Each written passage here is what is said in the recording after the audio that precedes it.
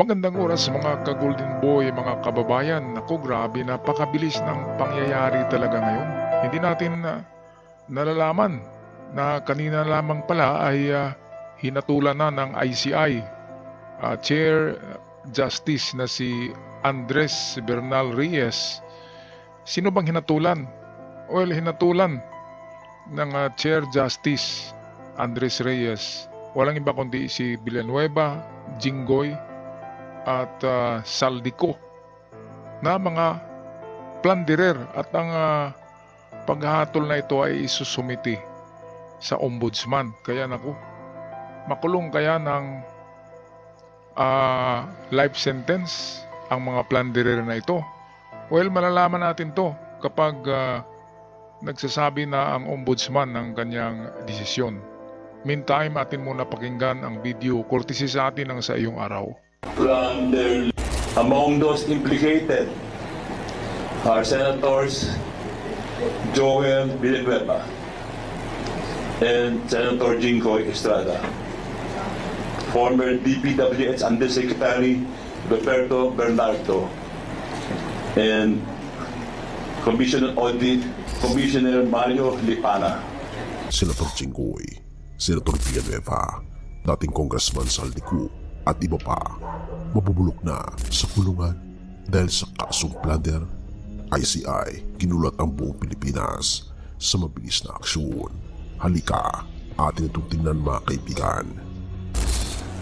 The Independent Commission for Infrastructure, ICI, has submitted interim report and recommendation number 2025-002 to the Office of the Ombudsman, and corroborating evidence provided by former DPWH officials, Engineer Henry Alcantara, Engineer Bryce Erickson Hernandez, and Engineer JP Mendoza.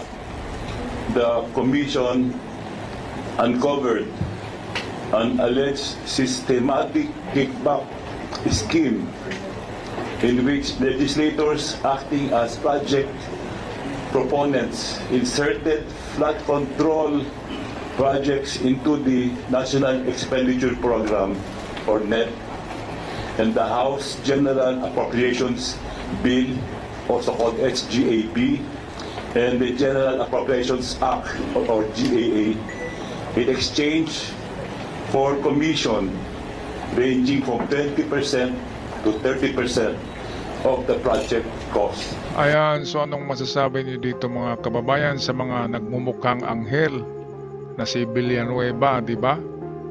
Napakagaling mag poker face.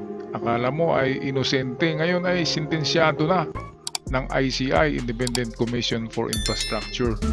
At isinumiti na pala yung yung recommendation ng ICI na plunder ang dapat na ihatol, ibabang hatol dito sa mga plunderer na ito, at walang kaibigan Saldico kasama, di ba? Kaya ito nga ang sabi ni PBBM na dapat madaliin ng ICI dahil nga independent body ito of investigation. Kaya ito na, sinumiti na pala ang recommendation sa ombudsman, baka next week ay may pusas na yan si Villanueva, Jinggoy, at napakaano talaga si Jinggoy ay nagagalit pa, di ba? Kasi mga sinungaling daw.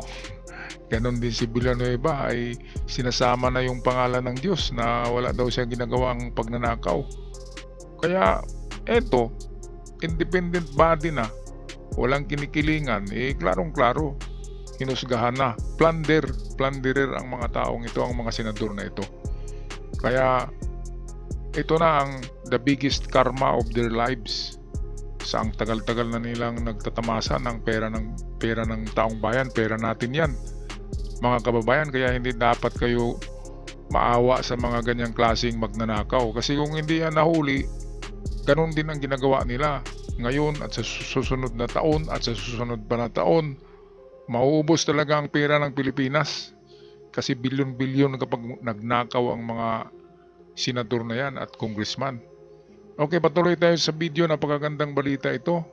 At ito yung napaka-bad news para sa mga magnanakaw, pero sa ating mga taong bayan, napakagandang balita. Balik tayo kay Sa Iyong Araw. Payments were reportedly coursed through DPWH engineers and cooperating contractors to secure projects and awards and facilitate the release.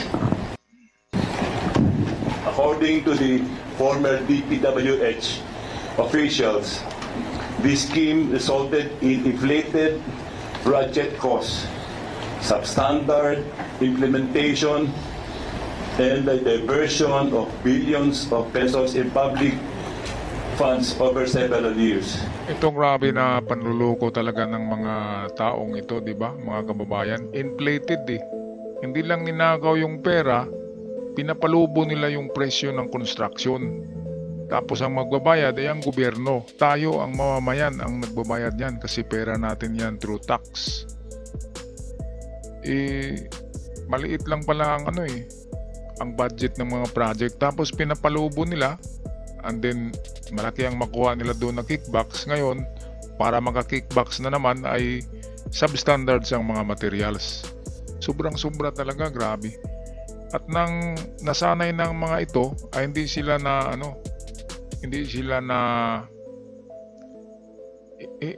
na kontento sa commission lang na 30%. Ang ginawa nila by next project ay ginawa na nilang totally ghost project. Ibig sabihin wala talaga kahit isang pako, kahit isang bakal ay walang nilagay doon, kahit isang sakong simento.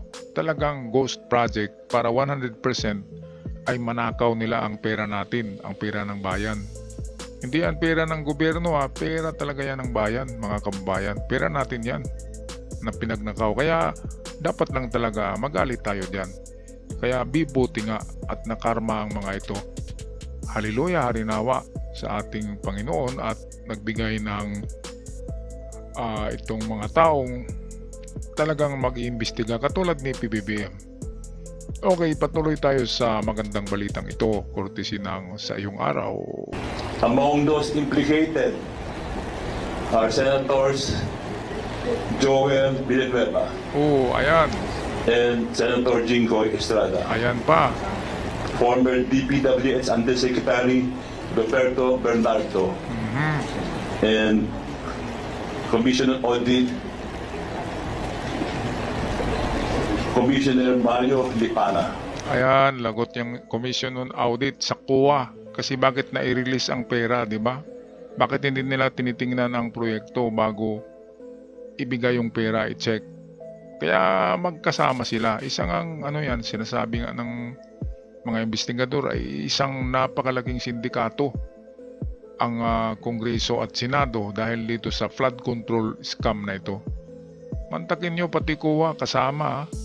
Yung DBM, yung nandun yung pera na i-release ay walang kamuwang-muwang yon kasi pagdating sa kanila ng mga papeles, kumpleto na pirmado na. Pero sa COA talaga, kasama talaga yung COA na yan. Grabe mga kababayan. Ngayon, huli na. Kahit si Saldico, kulong. Si Jinggoy, kulong na naman. Villanueva, matagal nang dapat makulong. Kung nakalusot si Villanueva doon sa ombudsman na hindi pinatupad yung sa kanya, dismissal. Ngayon, ay makulong siya sa plunder. Hindi doon sa unang kaso niya. Pero kung idagdag yung unang kaso niya ay siguradong bulok sa bilangguan. Yang Villanueva na ginagamit pa ang pangalan ng Diyos. Paiyak-iyak pa siya. Makaawa pa sa mga niya. Kasi pastor Grabe. Balik tayo sa balita.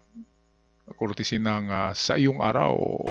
The alleged participation appears to constitute violations of Article 210 to 212 of the revised Penal Code on bribery and corruption of public officers. Sections 3B and 3C of Republic Act Number 3019, known as the Anti-Graft and Corrupt Practices Act, and Section 2 of Republic Act Number 7080, Plunder Law, given the magnitude of the funds involved. So I'll just state a little of what I said earlier. With this filing, we remain true to our commitment to the Filipino people. No one will be spared in this fight against corruption. Politicians and government officials will be investigated and charged by credible evidence. Those found responsible will face the consequences and held accountable under the rule of law. To aspiring criminals, crime will not and crime does not pay. We will continue to investigate, follow the evidence, and pursue charges to the very last man involved. Justice will not be delayed. Ayan. This is our promise to our countrymen. Thank you and salamat po. Alright, glory be to God dahil sa pagkakabuking at pagkakulong nitong mga mandarambong sa kaban ng bayan. Well, itong si Chair Justice Andres Bernal Reyes ay dating justice ng Supreme Court at magaling to na klaseng tao kaya kinuha ni PBBM. Magaling yan. Yan ay veterano yan na abogado, mga kababayan. Kaya sabi nga ni Remulla na mayroong 200 na makulong sa bagong bilangguan diyan sa Payatas, yung tiningnan ni John Vic Remulla na bilangguan. 200 daw ang makulong diyan eh. Isasampulan na kaagad yan nang binanggit nito na apat eh kaagad ang maunang makulong at malalaking pangalan yan, mga kababayan. Kaya sana tuloy-tuloy na ito at sana pati yung Diyos-Diyusan nila, no, yun ang mauna. Pero anong gagawin ng ulo ng pugita kung wala na yung mga galamay? Putol na, di na makakilos yung ulo, di ba mga kababayan? Kaya pasalamat tayo kay PBBM dahil dito sa ICI, Independent Commission for Infrastructure Investigation.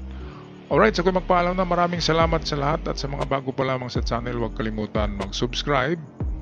Hanggang sa muli, paalam at God bless the Philippines.